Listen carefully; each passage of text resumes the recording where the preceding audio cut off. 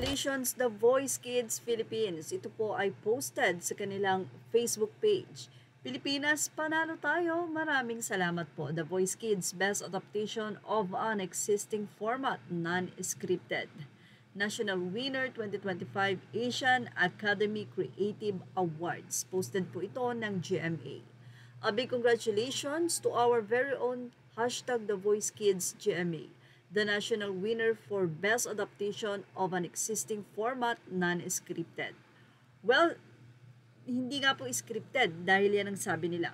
At isa nga, sana sabi nga pong napakasayang episode ng The Voice Kids ay nung naging judges, itong si SB19 Pablo at SB19 Stel. Well, ilan sa mga inabangan talaga ng mga fans ay makita ang nasabi nga pong mahalima na si Pablo at si Stel at ang kanilang mga kulitan sa nasabing show. Hindi maikakaila na talagang nag-add ng saya ang pagiging hurado ng dalawa. Although siguro dahil napakarami nga nilang engagement ngayon, kaya naman hindi na sila pwedeng maging hurado dahil na rin sa napakaraming ang ginagawa and concert ng SB19. But anyway, maraming 18 ang natuwa sa naging post na ito ng GMA. Sabi nila, congrats Pins, Pablo, and Sunshine Stel to make The Voice Kids much popular, and also to Mr. Dingdong Dantes, Mr. Billy Crawford, Julian San Jose, bravo.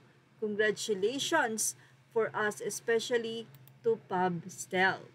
Well, hindi naman talaga maikakaila na talagang nag-add ng spice ang pagiging hurado na Pablo at Stel doon, dahil na rin sa suporta na ibinigay ng 18.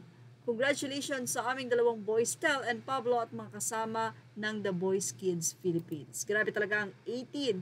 Sobrang supportive nila at kahit saan mo makita na nakapost ang SB19 ay nandoon sila. Very updated talaga. But anyway, malaki din ang pagpapasalamat ng 18 or ng SB19 fans na 18 sa GMA dahil nakita nila kung paano nga suportahan ng GMA ang SB19.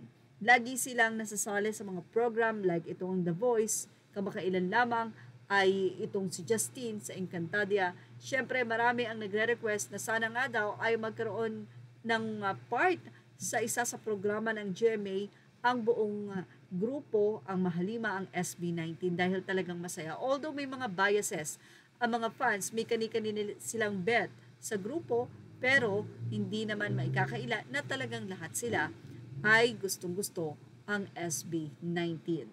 Well, ano pong masasabi niyo dito? Congratulations to Voice Kids Philippines and of course sa mga host and naging judge nito.